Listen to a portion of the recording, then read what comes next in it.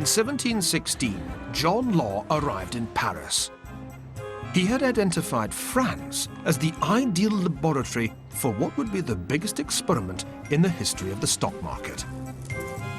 But why did the French give him his chance?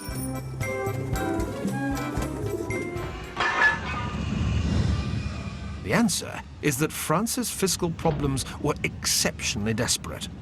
The country was saddled with enormous public debts as a result of the wars of Louis XIV. When the Sun King died in 1715, the Duke of Orleans, who was acting as regent for the underage King Louis XV, faced a country on the brink of its third bankruptcy in less than a century. It was the perfect opportunity for Law, the maverick self-taught economist who developed his theories somewhere between the casino and the stock market. Law's ambition was to revive economic confidence in France by establishing a bank on the Dutch model, but with the difference that this bank would issue paper money, like this 100 livre note. As money was invested in the bank, the government's huge debt would be consolidated, but at the same time, and this was the really important part of Law's system, paper money would revive French trade, and with it, French economic power. The royal government gained doubly. Consolidation simply meant that its onerous debts were magically transformed into shares in Law's bank. At the same time, the monarch gained the ability to print as much money as he liked. As Law wrote, "I maintain that an absolute prince who knows how to govern can extend his credit further and find needed funds at a lower interest rate than a prince who is limited in his authority. In credit, supreme power must reside in only one person." That absolute power was in the hands of the Duke of Orleans, who lived here in the Palais Royal, just a short step from Law's apartment in the Place Vendôme. It was to him that Law now unfolded his scheme. The prize was nothing less than the revival of French power through financial engineering. But that was only half of Law's ingenious plan.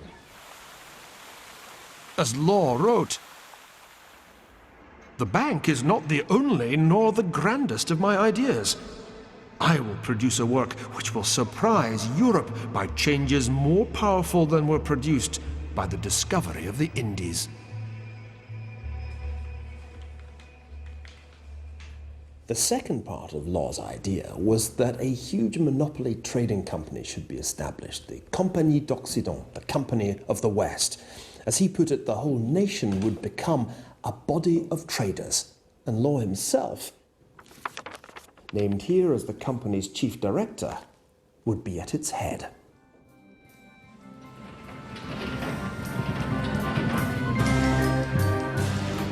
The focus for this wildly ambitious scheme would be in America, where the French laid claim to a vast tract of land either side of the Mississippi, Louisiana. The regent gave Law's company, what was to become the Mississippi Company, a monopoly on trade with the new colony. Frenchmen, regardless of rank, were encouraged to buy shares in the company. Law's name headed the list of directors.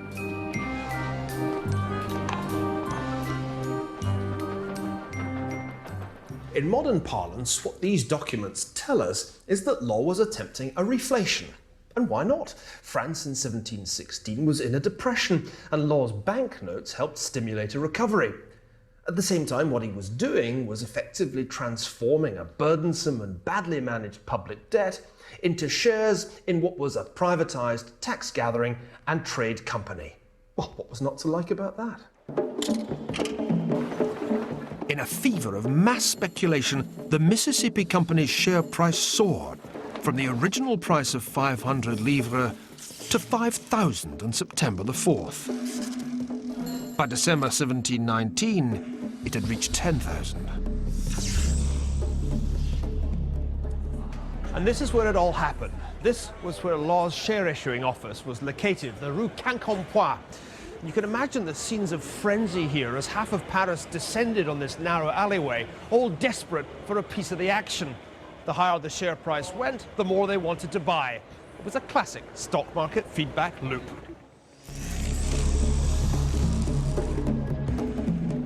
It was in these heady times that the word millionaire was first coined. Yes, millionaires, like entrepreneurs, were invented in France. And by January 1720, John Law was the richest of them all. Louis XIV had said, "L'État c'est moi." I am the state. Now the renegade Scotsman John Law was able to say, "L'économie c'est moi." I am the economy.